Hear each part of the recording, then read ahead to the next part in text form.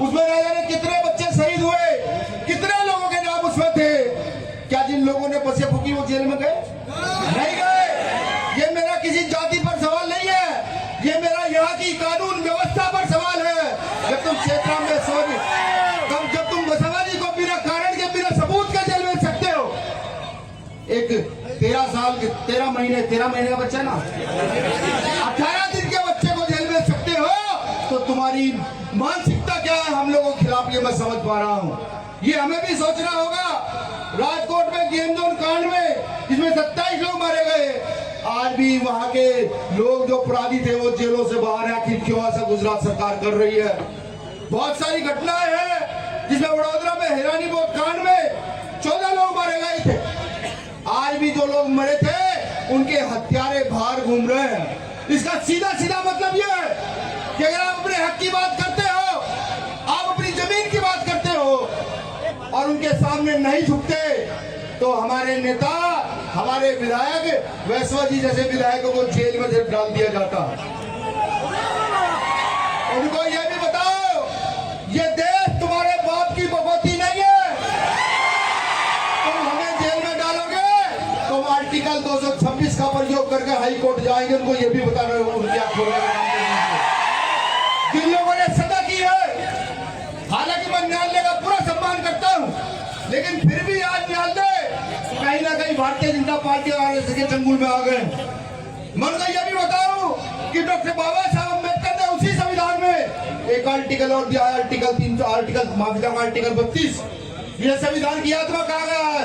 अगर तुम नहीं मानोगे तो तुम्हारी पूरी चैन को लेकर के सुप्रीम कोर्ट में हम जाने का काम करेंगे। उनके काम होगा। मैं भीम आर्मी की तरफ से एक वादा करता हूं, क्योंकि भाई ने कहा था समय कम है कि लड़ाई यहाँ से लेकर दिल्ली तक लड़ी जाएगी, तो सबसे पहले भीम आर्मी गोली खाने के लिए आप मैं ये भी कहता हूँ कि अगर सरकार अपनी नीतियों से बाज न आई तो हम जल जंगल जमीन से अपने जानवर को निकल करके मुख्यमंत्री आवास को बांध देने का काम करेंगे। और ये भी सुन ले सरकार कि जिन हमारे साथियों को जेल में बंद किया गया उनको शीघ्र से शीघ्र छोड़ने का काम करे, क्योंकि तुम्हारे दबाव में उन्हें जेल में डाला गया है। उनकी कोई गलती नहीं तो कोई हथियार मिला। अब आप ही मुझे बताइए कि अगर आपके घर कोई आएगा तो क्या आप उसका लाठी डंडों से स्वागत करोगे? हाँ, आपने बात जरूर कही होगी, अपने हक अधिकार की बात जरूर कही होगी। वो जो कपास की खेती उजाड़ी गई है उसकी बात आपने जरूर कही होगी। जब ये बात कही गई तो इसी बात का इशू बनाकर माननीय विधायक वैश्वा जी को जेल में ठूसने का काम कर दिया इन्होंने। और अगर तुम्हारी जेलों में इतना दम है तो जेलों के मुंह बड़े करो, हम भी जेल में चलते हैं।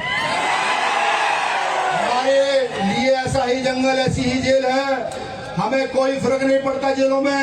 और हम तो वो शख्स है भीम आर्मी के लोग जो जेलों में जा करके जिनका जीवन पक गया है। हमारे नेता चंद्रशेखर आजाद बड़े लंबे समय जेल में रहे, हम बड़े लंबे समय जेल में रहे, और अगर गुजरात की जेलों का मुंह भरना पड़ा तो भीम आर्मी के लोग उसके लिए भी तैयार। मैं सिर्फ आखिरी में एक ही निवेदन करूंगा कि हमारी सबसे बड़ी ताकत हमारा संगठन और हमारी ताकत एकता।